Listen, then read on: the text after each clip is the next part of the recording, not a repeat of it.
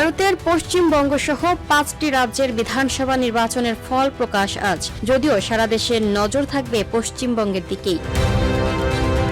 রাজ্যটিতে মমতার প্রত্যাবর্তন নাকি ক্ষমতার পালাবদল হবে তা নিয়ে উত্তপ্ত রাজনীতির মাঠ। পশ্চিমবঙ্গে 2011 সালে বামফ্রন্টকে হটিয়ে ক্ষমতার মসনদে বসে তৃণমূল কংগ্রেস।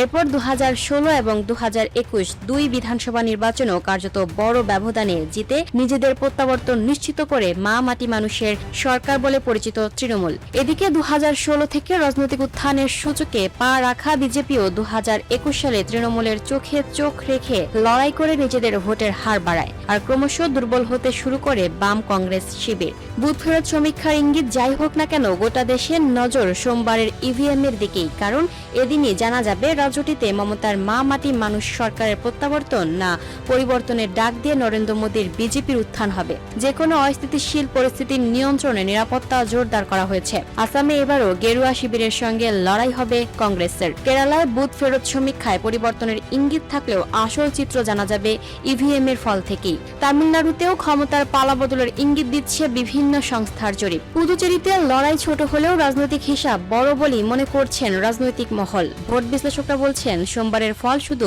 5 রাজ্যের সরকার গঠনের অঙ্ক নয়, বরং তা বুঝিয়ে দেবে ভোটাররা পুরানো সরকার আস্থা রাখলেন নাকি পরিবর্তনের পথে হাঁটলেন। Lucky Akter, up to date news, Dhaka.